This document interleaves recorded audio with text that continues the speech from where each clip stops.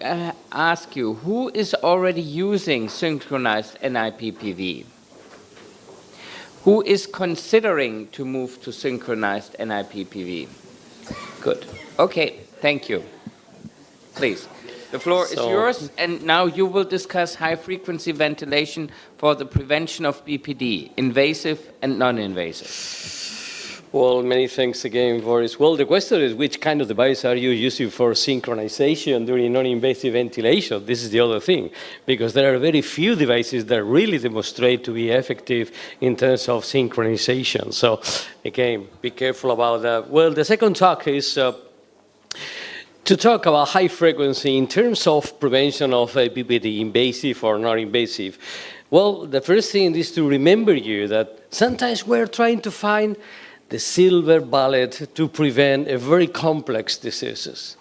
So you must remember that the BPD is a very multifactorial disease, and it's related to maternal endotypes in the majority of the babies. And that situation is not going to be changed by any kind of therapy or prophylaxis after delivery.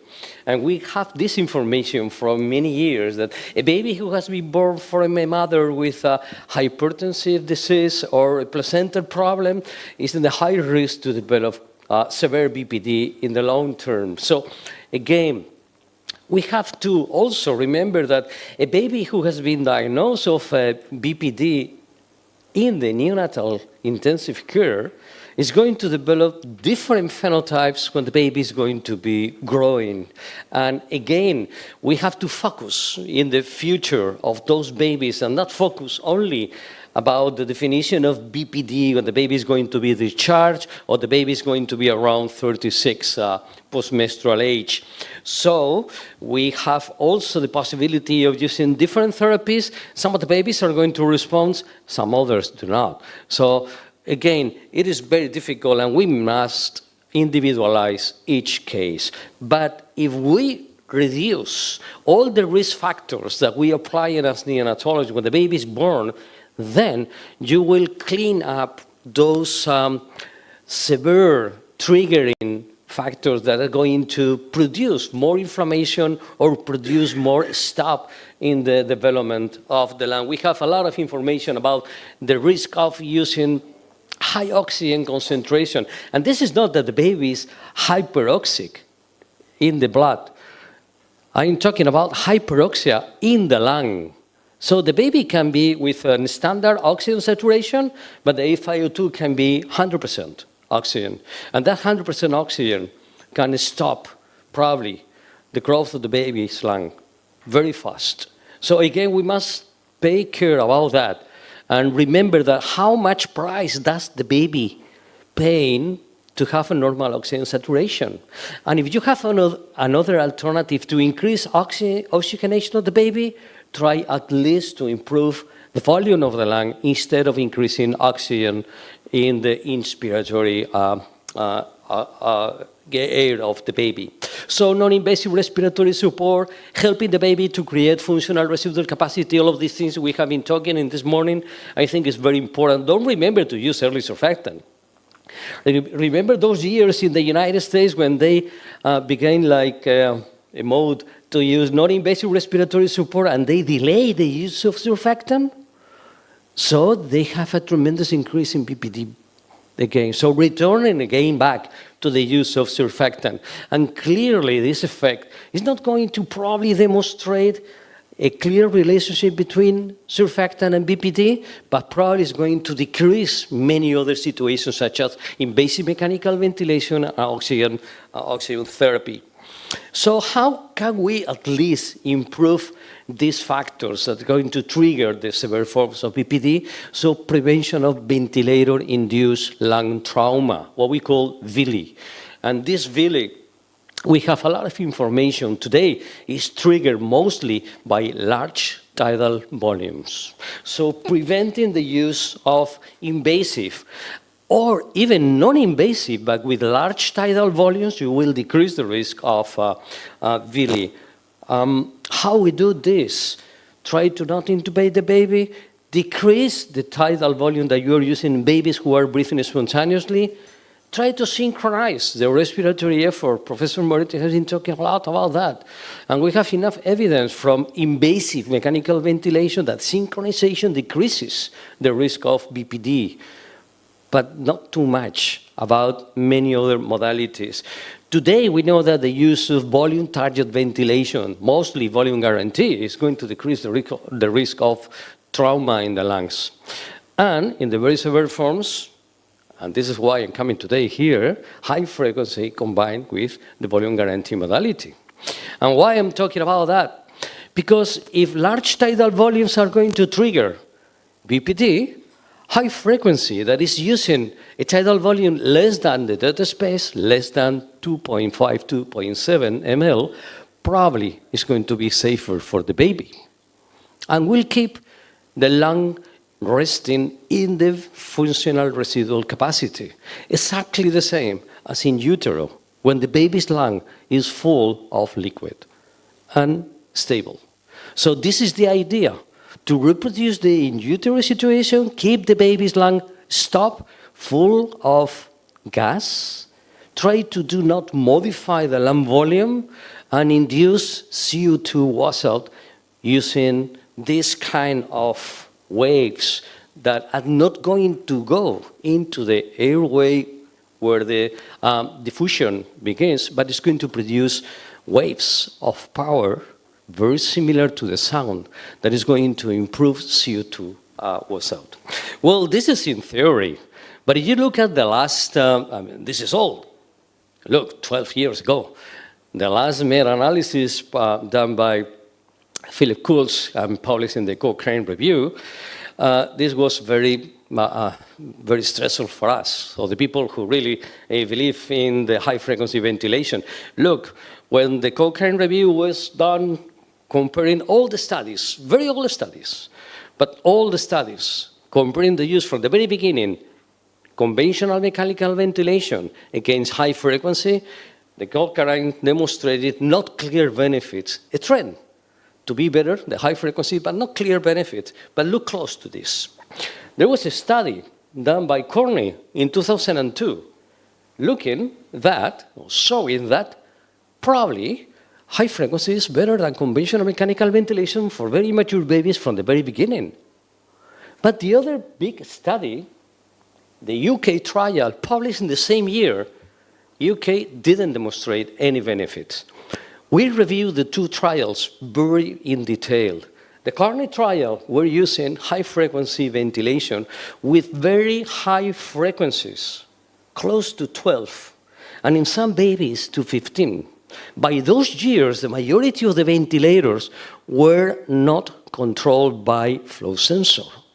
And the philosophy was, the higher the power, the better for a baby, without controlling, and using standard 10 Hertz ventilation. Well, going in detail to the UK trial, the investigators followed the babies during 14 years, and they found a very interesting thing. Those babies who were in the group of high-frequency ventilation, they did better in the follow-up compared to the conventional. So no signal at the beginning, when the babies were born, but a clear signal that probably high frequency was better.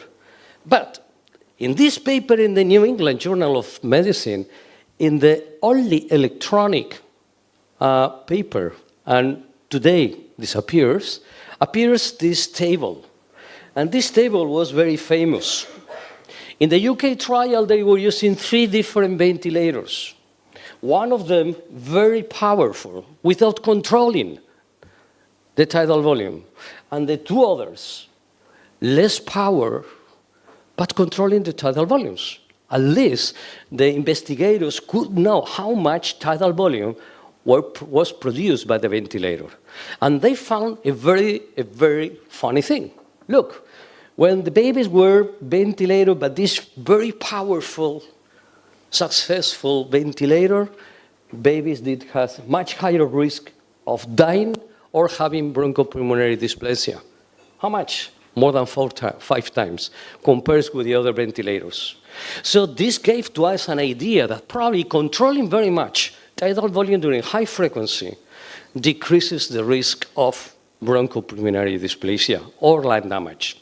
So by those years, we had the possibility of using the volume guarantee modality on conventional mechanical ventilation, and appears the possibility to use the same philosophy during high frequency.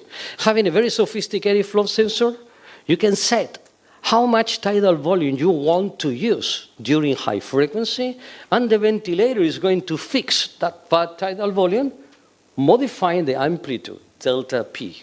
So this new ventilator philosophy came to us, and we, for more than 12 years, began to analyze this new way of mechanical ventilation, high frequency combined with the volume guarantee. And we produced more than 15 papers demonstrating a summary, what I'm going to show you right now. This is the very first study done in an experimental model of a newborn piglet with normal lung function or with low compliance after bronchoalveolar lavage, taking out all the surfactant. So what we did, we adjust with 10 hertz all the time, and we set different tidal volume during high frequency, and we demonstrated for the very first time that you can increase or decrease directly the tidal volume that you set, and you have a direct effect on the PCO2. And this is exactly the same before and after this very low compliance situation of the lung. So what was the ventilator doing? Anytime we increased the tidal volume, the ventilator was increasing amplitude and prevents that during the low compliance situation, the PCO2 modifies. So after this, we began to test in many studies how this new philosophy began to work. But we began to think that should be a possibility, because we have this new modality to prevent lung damage now better than before, how adjusting the tidal volume to the lowest tidal volume as possible and to prevent that the CO2 was going to increasing the frequency. How much? The higher than we can, even up to 20 hertz. So we began to test this hypothesis, and this is the very first study done in animals.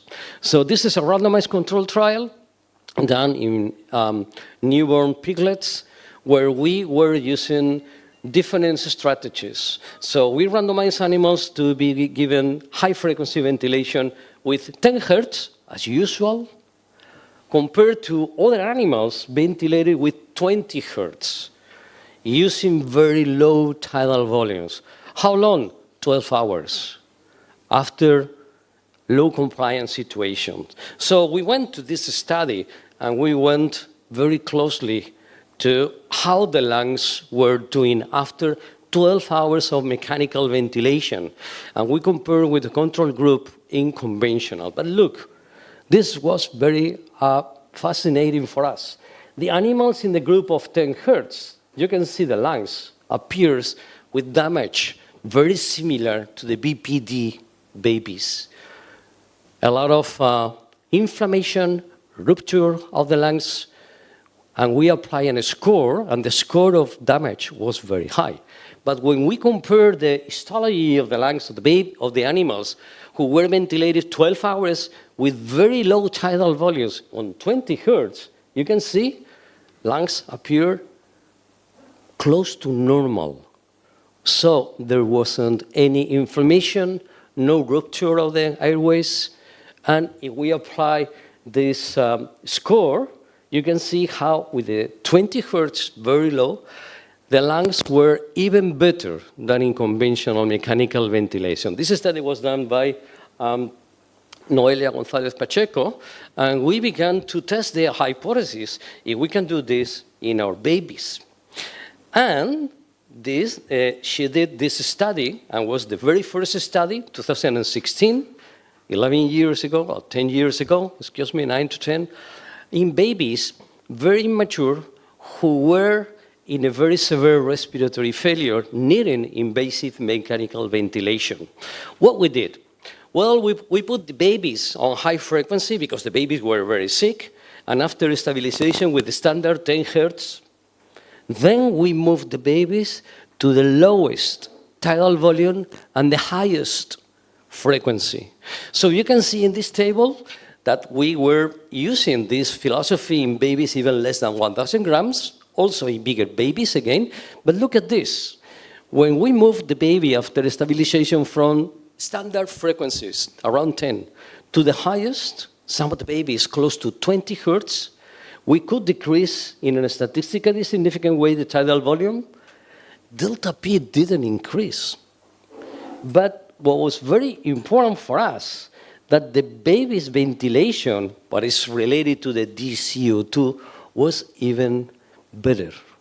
So the higher the frequency, the more efficiency with the high frequency ventilation, because we were close to the thing that we know, and it's called resonance frequency, where the flow begins to be in a way that the transmission of the waves is even better. And the babies were doing better, lower FiO2 and better PCO2. So we began to use this philosophy, and some years after we present our data, and this paper was done by Gonzalo Solís, who was a fellow during that time, and he was reviewing this mechanical ventilation and just describing how we did this. And you can see that babies were ventilated with gestational ages very low, 23, 24, 25, or even 26 weeks. So the smaller was the baby, the more frequently that we were using this strategy to prevent lung damage. You can see here the number of babies related to different strategies of frequencies, and you can see that around 20 hertz were the babies who were around 500 grams. So the smaller of the baby, the easier to go up to 20 hertz, what is the maximal frequency that you can get with a ventilator, with the oscillator. And you can see when you go down to this 9 to 14, babies are around 800 grams. So this is how we did it. And you can see that the higher is the frequency, the lower is the tidal volume that we were using. Around 1 ml per kilogram of body weight if the baby were on 20 hertz, and a maximum of 2 of hertz when you were using 13. Very far away of the 2.7 of the dead space that normally is used on high-frequency ventilation. So we found this very interesting thing that you can see here the frequency, and here is the tidal volume on high frequency. So the higher is the frequency, you can see, the lower is the tidal volume, but this is not linear. You have a sinusoidal. So again, you can see here that the higher is the frequency, even lower tidal volume is needed. So we published a new formula for DCO2 because of this resonance effect. So again, the higher the frequency, the more efficient is this. So we followed babies of these different two strategies during a long time, and we found that around 2 years, babies were doing similar in terms of babies who were using the high frequency in the standard way compared to this new strategy, very high frequencies, and very low tidal volumes, they were similar. So this gives to us at least the idea that this is safe, not worse than before, but we found that at least those babies were better in terms of less respiratory problems, less medication or therapy, or less admission during this time of 2 years because of less need admission to the hospital because less problems related to the lung. So we also wanted to go deeper in detail, and we collaborate with the team of the biophysics of the university, and we, in this group of animals that we were talking before. The study done by Noelia González Pacheco demonstrated that the higher the frequency, the better benefits. We wanted to see if there were something, hideaway in terms of the effect on the surfactant activity.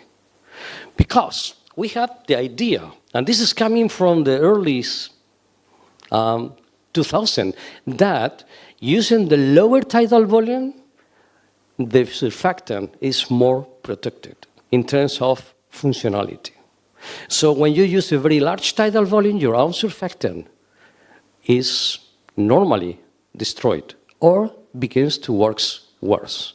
So we wanted to test this, and using a very, sophisticated, this study was done by Paula Lozada, who is biophysics, and we presented this study twice in the European Society of Pediatric and Neonatal Intensive Care. Now it's going to be published.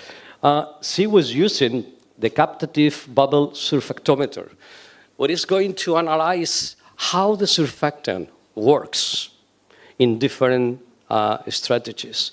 So you can see here, these are different effects of absorption. This is how the surfactant function is kept normal or not. And you can see in the time, and this is 1 minute after mechanical ventilation, and this is 5 minutes in 3 different groups: conventional, high frequency, standard, 10 hertz or 20 hertz.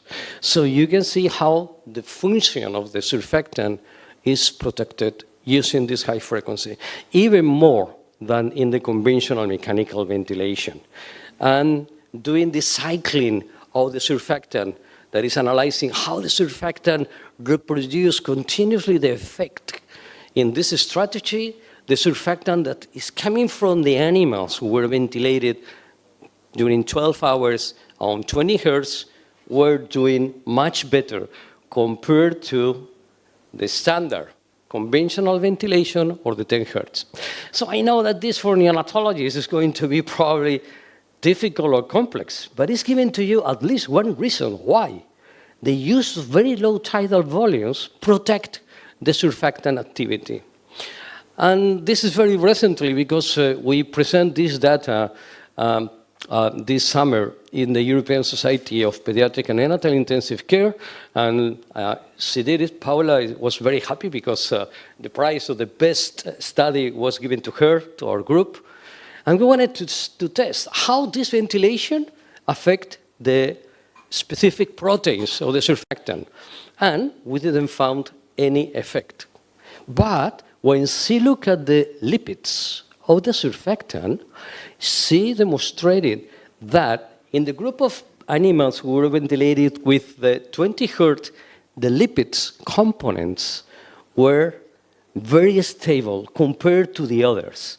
So probably this effect of working better, the surfactant in the group of high frequency with the 20 hertz is related because the effect on the lipids is very clear. And, this is Paula having the winner prize of the conference. So the conclusion of the biophysics, so these people, they don't know anything about babies. So they look just at the surfactant and they work with us. But clearly, they demonstrated that there are some differences in terms of the way how we ventilate. They were blind at the beginning about the groups that they were analyzing. Really demonstrated that the surfactant is protecting using these very, very low tidal volumes. And this is not related to the proteins, and probably is related to the activity of the lipids. So this is our criteria of how during many years we have been switching very fast. When we have a baby with a severe respiratory failure, if the baby is needing more than 15 millibar or centimeters of water of peak inspiratory pressure, we switch very fast to high frequency. So we don't want to use higher pressures to give the tidal volume. So very fast we switch. And this is related to the birth weight. Also we have any leak syndrome PPHN, pulmonary hemorrhage, or atelectasia. So this is the way we are using today. So you asked me to talk also about nasal high-frequency ventilation, and I must say, I'm going to show you a few slides because I don't have any clinical experience with that. We are testing now in the lab with our team of biophysics why probably nasal high-frequency ventilation in the studies appears to be better compared to standard CPAP. Well, I must say that when I was in Toronto, Amit Mukherjee, who is now a very famous author, giving a lot of meta-analysis, was my fellow, and he was the first who began to test the hypothesis. And this was done in a doll, as you can see here, if this kind of high-frequency nasal ventilation could be useful. And this paper was done in Toronto, and they demonstrated, and this is a model that was using a computer analyzing the effect on the PCO2, and you can see on nasal CPAP there is no effect on nasal ventilation. Well, the CPAP doesn't clear CO2 of the baby because it's continuous pressure. But when you use nasal ventilation, you have a clearance of the CO2, normally in the nasopharyngeal area. And probably you will decrease the rebreathing of the CO2. But using high-frequency nasal ventilation, you can see how effect was compared to the nasal standard ventilation. And you can see here, again, that the higher is the frequency, there is a different effect. So around 8 Hz, the efficacy of the nasal ventilation is much higher. So after doing this, Amit review the use of this kind of nasal ventilation in different babies who has been using this standard. And this paper was probably all 10 years ago. But you can see that when you were using nasal high frequency compared to a standard CPAP, you decrease the number of spells, decrease the need of FiO2, high FiO2, and the CO2 was much lower. So this was probably one of the first signal coming from clinical studies. What is the evidence today behind this? Okay, well, again, let's go back to the Cochrane, and you have this review in 2024, and you can see that when you compare nasal high frequency to nasal CPAP, not nasal ventilation, nasal CPAP, you can see that endotracheal intubation is lower with the nasal high frequency, and chronic lung disease tend to be better. But what is the evidence behind? Low. And these are today the evidence that we have around this kind of ventilation. And when you compare nasal high frequency to nasal ventilation, you have a signal that probably you can decrease endotracheal reintubation, and then, can you see? Significance is better. So at least there is a signal that nasal high frequency can be better to the baby. I can't explain to you why, but there is the evidence behind. And if you compare nasal high frequency to nasal IPAP following failure of non-invasive, then there are no clear difference between the two. So it appears that probably in the very early phase of the RDS, nasal high frequency can be better for the baby, decreasing, I don't know if the work of breathing, I don't know if the efficacy of the CO2 allowance.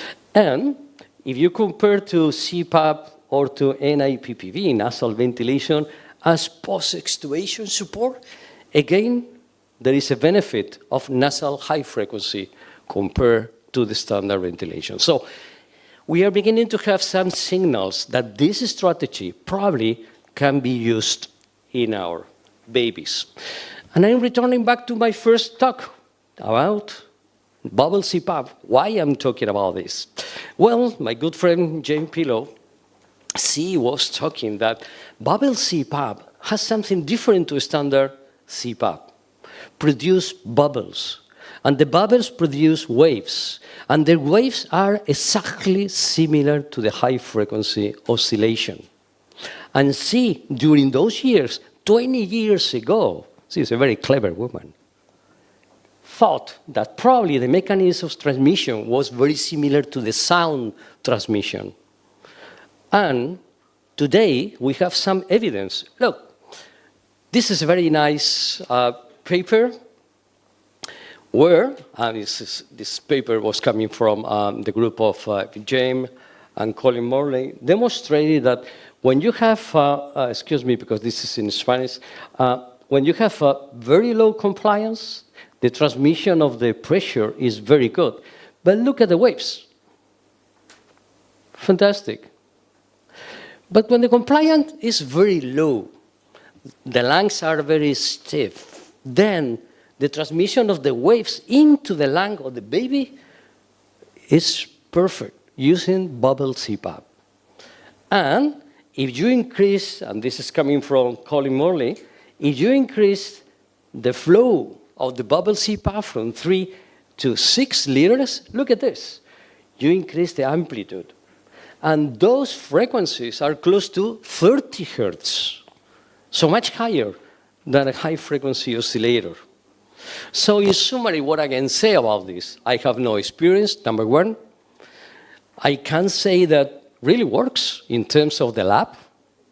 Probably is very similar to the bubble CPAP, and we have some data about that this is effective. We don't have safety studies today, but probably will appear soon. There is weak evidence, but probably there is evidence that this is better than nasal IPPV, nasal ventilation. And look at this, bubble CPAP probably will appear as a new way of nasal high-frequency cheap ventilation for those hospitals where they want to use a very cheap device instead of 40,000 euros device for nasal ventilation. Thank you very much for your attention.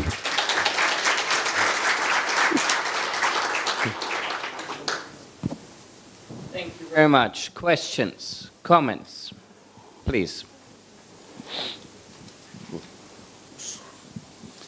Thank you very much, Manuel. I will ask a question about both the physiology and about your research, which was published in European Journal of Pediatrics in 2020, about your bundle respiratory care for prevention of BPD, comparing the two periods with your new strategy that you use in your unit, I think, and with the past. You say that you use higher frequency, which in fact decreases the volume. On the other hand, you also say that with high frequency, we use lower volume, which also decreases amplitude and volume. So with two interventions, in fact, you decrease the volume. We understand that this decreases the pressure, and of course, lung injury will be lower. But on the other hand, for the safety of the baby, when we check for, especially for the carbon dioxide level, I see that in your study, carbon dioxide levels for both groups were similar. There was no difference. Yes, your study showed that survival without BPD is lower with your NIR strategy, but on the other hand, when we think about the physiology, you know, I would expect that carbon dioxide level should be higher with this NIR strategy. How can you explain this? Well, this is a very, thank you for the question, very important question. Let me check something. When we switch from one strategy to the other, the end point was to keep PCO2 in similar level. So what we did, if we increase a lot the frequency and we decrease the tidal volume, we try to keep the same PCO2. Because if not, then we can't demonstrate the benefits or not, because PCO2 must be very similar between the two groups. Why delta P decreases? Well, we found in the lab, and then we found in the babies, that the higher the frequency, the more efficacy in terms of CO2 was out. So we could decrease even more tidal volume. When you decrease tidal volume, delta P decreases as well. So at the end, the risk of having too high tidal volume, or excuse me, too high delta P disappears in our babies.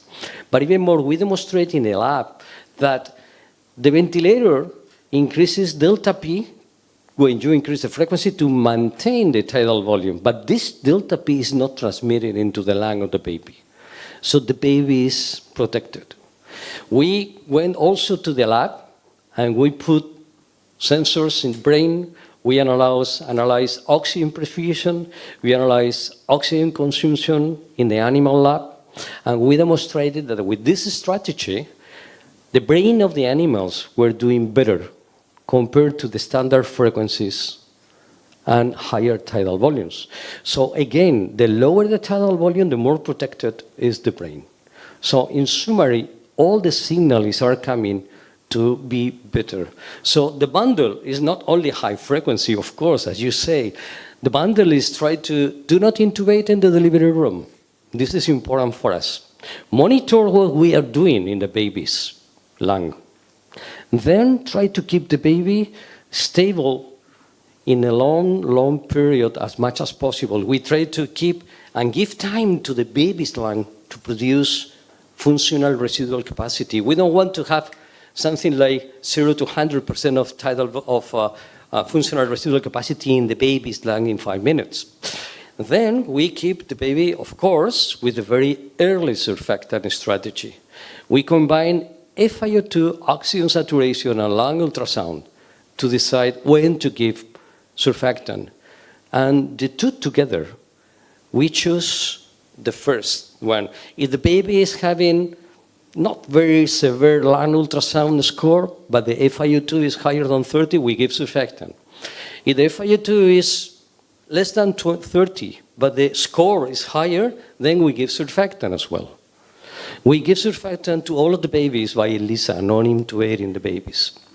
And then, when the baby is very sick, in this situation, we switch very fast. If the baby needs conventional mechanical ventilation, we use PSV plus volume guarantee in all the babies, and the babies are synchronized 100%. And of course, we give caffeine. We don't know if we have to give very early or not, because as you know, and you can read a very recent, I was talking with Corrado a few minutes ago about a new and very recent paper coming from China, a meta-analysis, asking that there are no clear benefits or effects of using very, very early caffeine compared to standard caffeine therapy. So, but we give very early caffeine today. So this is the way we used to use this bundle.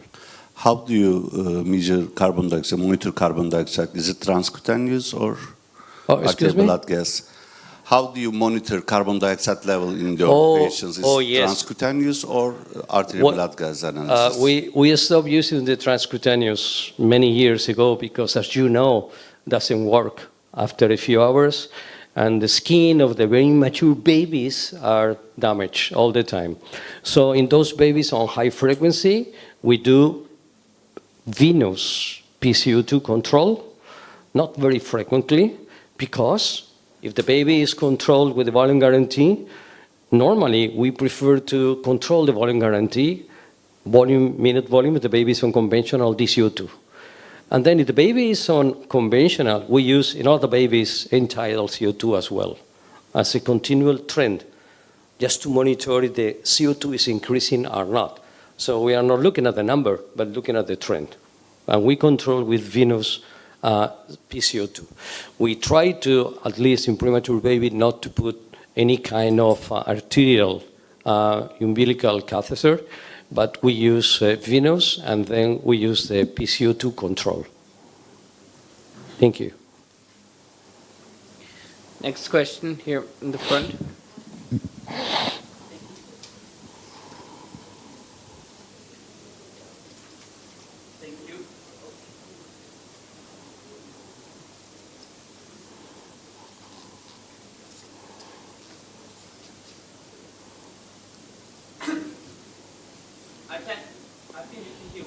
Oh yes, of course. Thank you for your nice speech. Just wondering, You mentioned a great speech about high frequency, but these are the treatments for the initials.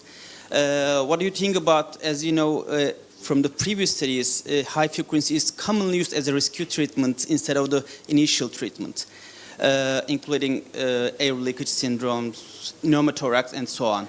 Do you think high frequency with low tidal volumes will work on these patients? Well, the idea is to use the lower tidal volumes every time. Every time. Doesn't matter if the baby is 3, 5 kilograms body weight. You have to remember that the high frequency really works when the baby is very small, because the transmission of the waves is very, very nice. Remember that in adults, high frequency doesn't work, and they stop using. And in bigger babies, in the PQ, they really stop using. And this means because the philosophy is completely different. If you have a collapsed lung because of low surfactant content, then high frequency works very well because you open the lung and you keep the lung open. And this is very easy. But if you have a different disease, such as air leak or pneumonia or wherever, or meconian aspiration, then the situation changes. And you have a different constant in the same lung. So you have to be careful about that. And because of that, we are still using the higher frequencies with the lower tidal volumes. Of course, in the 500 grams, we can go up to 0.7 ml per kilogram and 20 hertz. But in the baby, 3,000 grams, probably we have to use 8 to 10 hertz.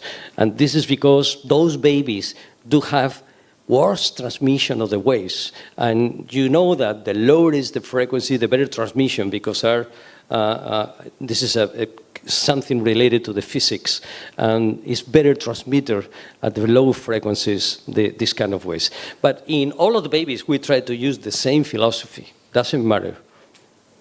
You're welcome.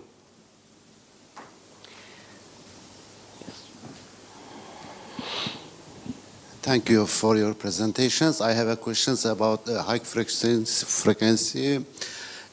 Do you use reopening maneuvers?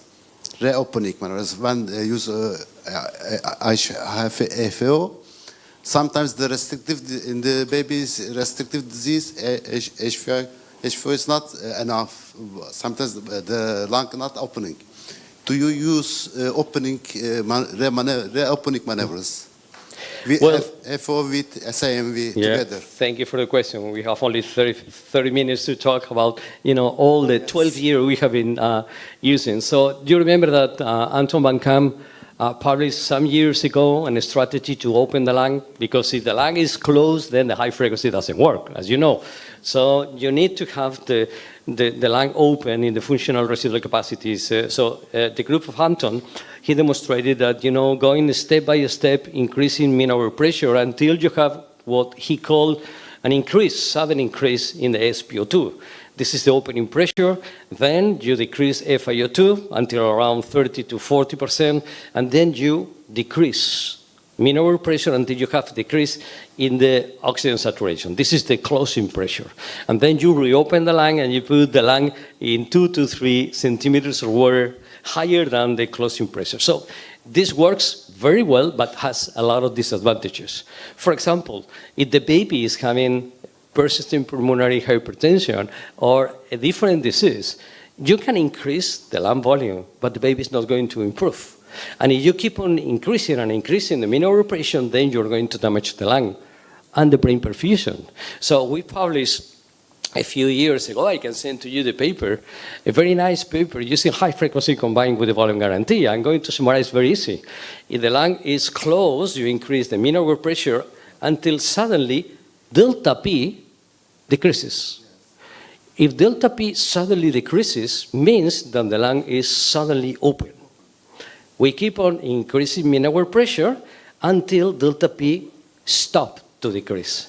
This is the maximum volume, and we don't need to do any control of the oxygen saturation. So we studied this in animals, ex vivo, in vivo, and then we published the results, and also we published the result in babies, and really works fantastic. So we use the two strategies at the same time. We look, and every single day, we look at the delta P. Because if the baby is improving, compliance is going to improve, and suddenly with the same pressure, the lung volume is going to increase. Delta P is going to increase as well. And this is a signal that you have to decrease mean hour pressure because the baby is improving. And you can't see this with oxygen saturation only. I can send to you the papers. Thank you for the question. Other questions, comments? Last question back there.